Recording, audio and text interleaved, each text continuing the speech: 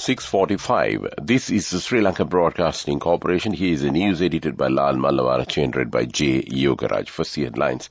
The President says that he remains impartial in the cricket crisis with commitment to develop cricket in the country. The resolution for the removal of the corrupt officials of the Sri Lanka cricket was unanimously passed in Parliament. Expert committee report on new Sports Act submitted to President. Report on Diana Gamage brawl handed over to Speaker. Local government public services go digital from next year. News overseas: Israel to begin daily 4-hour military pauses in Gaza. In sports, Sri Lanka team will return home today, leaving the semi-finals hope. And those are the headlines. President Ranil Wickremesinghe says that the best solution for the Sri Lanka cricket crisis is to implement the draft constitution for the cricket governing body proposed in the report compiled by the committee headed by Justice K.T. Chitrasiri. His remarks came during a meeting held with the ruling party MPs at the parliamentary complex yesterday. Speaking further, the head of the state reiterated that he remained impartial in this matter, adding that he is on the side of the cricket. The Chitrasiri committee report on the new SLC constitution was handed over yesterday to Minister Ali Sabri-led cabinet subcommittee appointed by the sports minister to look into the issue.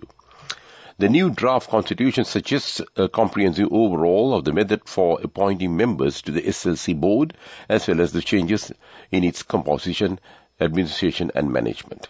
According to the proposed constitution, the SLC's board would be governed by a board of directors comprised of 18 members, each appointed for a 4-year term.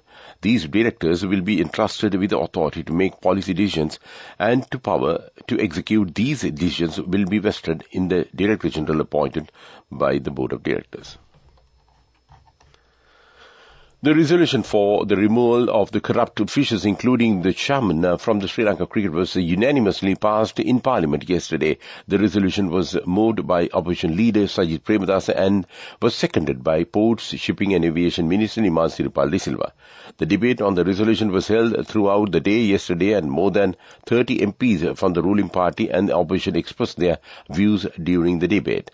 Meanwhile, the Jatika Jana Balawegi MPs were not present in the House when the vote was taken up in the evening.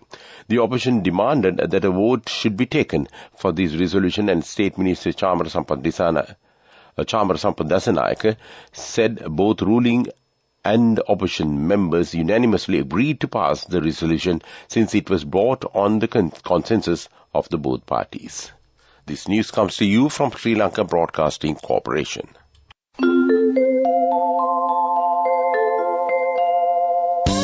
People's Bank Excelsior. Live the life you want.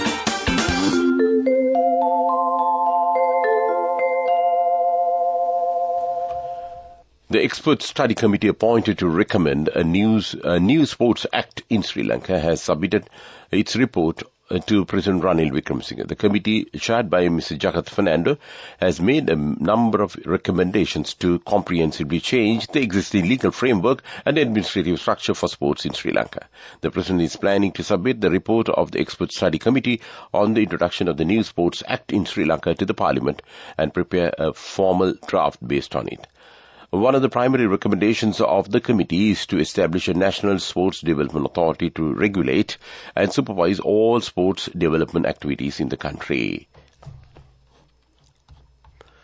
The parliamentary committee appointed to probe the alteration involving State Minister Diana Gamage and Samagi Jana Balawegi MPs Rohan Bandar and Sujit Pereira has handed over its findings to the Speaker. The committee concluded its proceedings yesterday and provided Speaker Mahinda Yapa Abhivardhana with a report containing its recommendations, Deputy Speaker Ajit Rajapaksa said. State Minister of Provincial Councils and Local Government Janaka Wakumbura said Sri Lanka's local government institutions' key functions are to undergo digitization soon, enabling the people to make their payment of the various taxes, including house and property assessment tax, and for various licenses online from next year.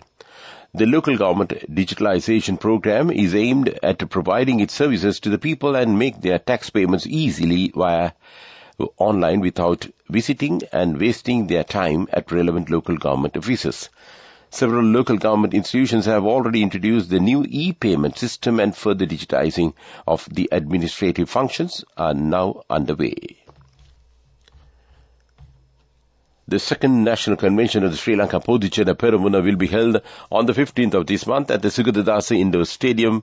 Former local government members, provincial councillors, parliamentarians and party supporters will take part in this event. Sister parties of the SLBC have also been invited for this party convention. And that's local news. People's Bank Excelsior, a comprehensive banking services package with a branded checkbook as well as debit and credit card exclusively for you. People's Bank Excelsior, for professionals who dare to dream. The main news story is brought to you by Sinhala Mahatma. Interior Ministers of the Gulf Cooperation Council states have unanimously approved the introduction of the Unified Gulf Tourist Visa during their 40th meeting held in the Omani capital Muscat. The ministers also have gave the green light for the launch of an electronic system linking traffic violations. JSM Al-Budaiwi, Secretary General of the GCC, said the Unified Tourist Visa scheme to be implemented within a specific timetable was a further sign of increased cooperation between the Gulf states. And that came to you in top news. The main news story was brought to you by Sinhala Mahatma. Moving on to Watchlight, it has been decided to declare Monday, the 13th of November, as a special holiday for Tamil medium schools in several provinces in view of the Deepavali festival, which falls on Sunday. Accordingly, the Tamil medium schools in Uva, Sabarakamu and Central provinces will remain closed on Monday. Meanwhile, the Provincial Education Secretary of the Sabarakamu province has informed the Tamil medium schools in the province to make necessary arrangements to cover the lessons scheduled for the day on the following Saturday. And that's Watchlight. And moving on to world news. Headlines. Israel to begin daily 4-hour military pauses in Gaza. Japan volcano plumes of smoke as new island emerges after eruption. 13-meter wave earns Laura Iniva a women's surfing record. And those are the headlines of the world news. The US says that Israel will begin to implement 4-hour military pauses in areas of northern Gaza each day to allow civilians to flee.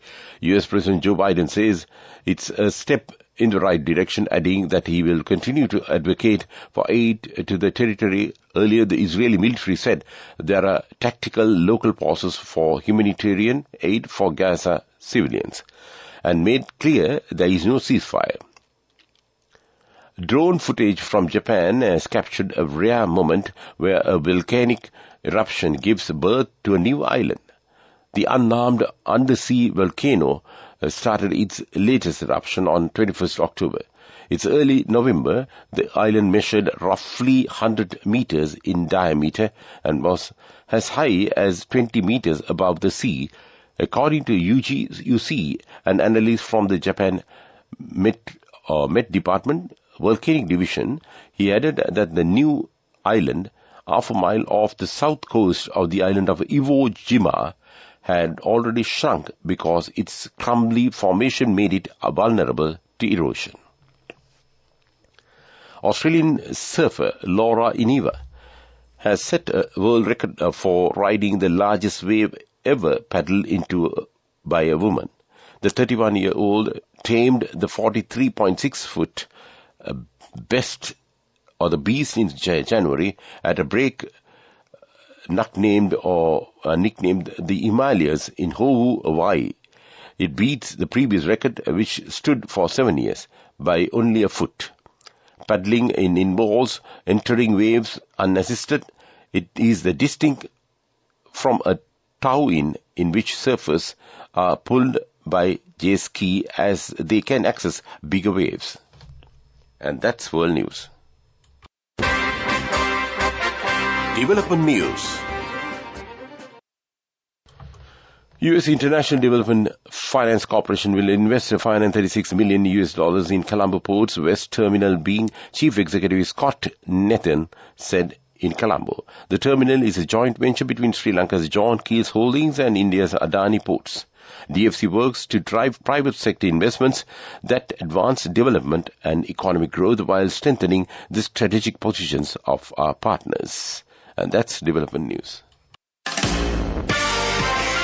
Moving on with sports news.